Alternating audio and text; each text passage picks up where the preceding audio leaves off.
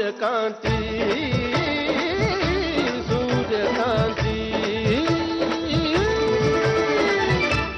ಈಗ ನೀನೇನ್ ಬೇಕಾಗಿರೋದು? ಕೆಲಸ ತಾನೆ. ನಾನು ಅವ್ರ ಹತ್ರ ಮಾತಾಡಾಯ್ತು, ಅವ್ರು ಒಪ್ಕೊಂಡಿದ್ದು ಆಯ್ತು. ನೀನು ಊಟ ಮಾಡ್ಬ. ಇಲ್ಲ, ನಾನ್ ನಂಬಲ್ಲ. ಅವ್ರಷ್ಟೊಂದು ಈಸಿಯಾಗಿ ಒಪ್ಕೊಲ್ಲ. ಅವ್ರು ನನ್ನ ಎದುರುಗಡೆ ಹೇಳಿದ್ರೇನೆ ನಾನು ನಂಬೋದು. ಈಗ ಅದು ಬೇರೆ ಮಾಡ್ಬೇಕಾ? ಈಗ ನೀವು ನನ್ನ ಹತ್ರ ಹೇಳಿದ್ರಲ್ಲ, ಅದನ್ನ ಇವಳಿಗೆ ಹೇಳಿ. ಏನ್ ಹೇಳು ಅಂತಿದ್ಯಾ? ಅದೇ, ಇವಳು ನಮ್ಮ ಆಫೀಸಿಗೆ ಬರ್ಲಿ, ಕೆಲಸ ಮಾಡ್ಲಿ ಅಂತ ಹೇಳಿದ್ರಲ್ಲ. ನಾಳೆ ಬೆಳಗ್ಗೆ ರೆಡಿ ಆಗಿರ್ಲಿ, ನಾನೇ ಆಫೀಸಿಗೆ ಕರ್ಕೊಂಡು ಹೋಗ್ತೀನಿ. ಈಗ ಸಂತೋಷ ಆಯ್ತಾ? ಥ್ಯಾಂಕ್ಸ್. ಇರ್ಲಿ, ಈಗಲಾದ್ರೂ ಊಟ ಮಾಡಿ ಬಾ. ನಿಮ್ಮ ಐಶ್ವರ್ಯಂಗೋಸ್ಕರ ನಿನ್ನ ಗಂಡನ ಹತ್ರ ಅಷ್ಟೆಲ್ಲ ಜಗಳ ಮಾಡಿ ಅವಳು ಕೆಲ್ಸಕ್ಕೆ ಹೋಗೋ ಹಾಗೆ ಮಾಡಿದೆ. ಈಗ ಬಲವಂತ ಮಾಡಿ ಅವಳು ಊಟ ಮಾಡಿಸ್ದೆ. ಅವಳೊಂದು ಮಾತಾದ್ರು ನೀನು ಊಟ ಮಾಡಿದ್ಯಾ ಮಾಡು ಅಂತ ಕೇಳಿದ್ಲ. ಹೋಗ್ಲಿ ಬಿಡಿ ಅಮ್ಮ, ಅವಳೇನೋ ಹಾಗೆ ಮಾಡ್ತಾಳೆ ಅಂತ ನಾನೇ ಮಾಡೋದಕ್ಕಾಗತ್ತಾ? ಏನೋ ಎಲ್ಲ ಅವಳಿಷ್ಟದಂತೆ ಆಗ್ತಿದೆಯಲ್ಲ, ನನ್ಗದೇ ಸಂತೋಷ. ನಿನ್ ಇನ್ನೂ ಒಂದು ಜವಾಬ್ದಾರಿ ಇದೆ ಕಾಂತಿ. ನಾವಿಷ್ಟೇ ಹೇಳಿದ್ರು ಬಾಬು ಬೇಗ ಒಪ್ತಾ ಇಲ್ಲ. ಏನಾದ್ರೂ ಒಂದು ನೆಪ ಒಳ್ಳೆ ಮುಂದಕ್ಕೆ ಹಾಕ್ತಾ ಇದೆ.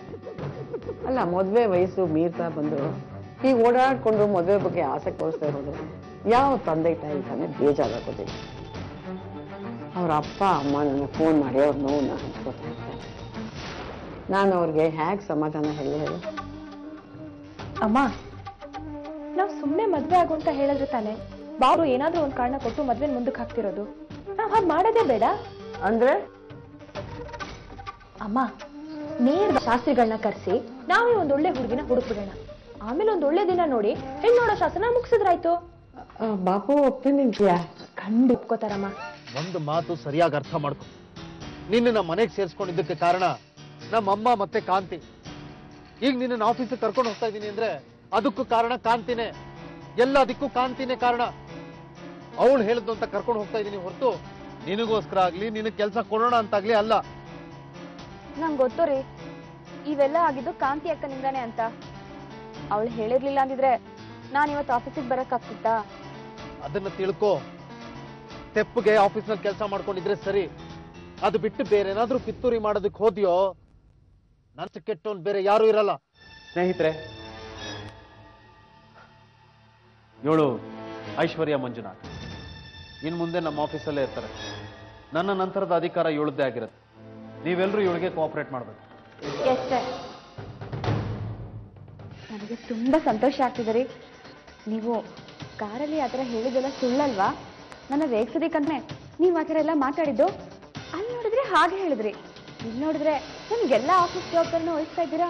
ಐಶ್ವರ್ಯ, ಪ್ರಾಣೇಶ್ ಸರ್, ಒಂಚೂರು ಹೊರಗಿರಿ. Okay sir.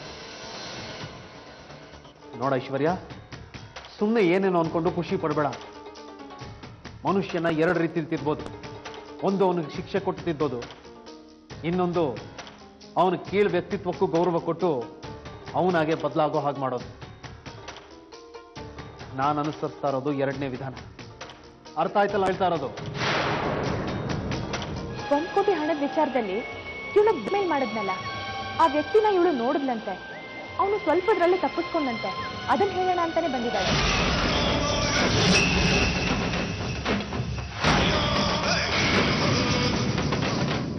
ಆದ್ರೆ ರೀ, ನೀವು ಹೇಳೋ ಪ್ರಕಾರ ನಮಗಾಗದೇ ಇರೋರು ಯಾರೋ ಹೀಗೆ ಮಾಡಿದ್ದಾರೆ ಅಂತ.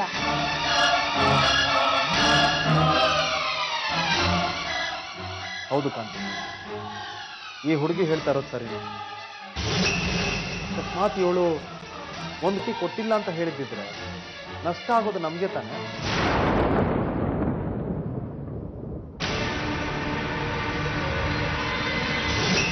ಯಾರು ಇದ್ರ ಬಗ್ಗೆ ಯೋಚನೆ ಮಾಡಲಿಲ್ಲ ನೋಡು. ಈಗೂ ನಮಗೆ ದುಡ್ಡು ವಾಪಿತ್ತಲ್ಲ, ಕಂಪ್ನಿನೂ ಅವ್ರ ಹತ್ರ ಪರ್ಚೇಸ್ ಮಾಡಿದ್ವಿ ಅನ್ನೋ ಸಂತೋಷದಲ್ಲಿ ಈ ವಿಷಯನೇ ಮರ್ತಿದ್ವಿ. ಯಾರೋ ನಮಗಾಗದೇ ಇರೋರೇ ಈ ಕೆಲಸ ಮಾಡಿದಾರೆ. ಅಲ್ಲ, ನಮಗಾಗದೇ ಇರೋರು ಯಾರೇ ಇದ್ದಾರೆ? ಅಂಥವ್ರು ಇದ್ದಿದ್ರಿಂದ ತಾನೆ ನಾನು ಕಿಡ್ನಾಪ್ ಆಗಿತ್ತು.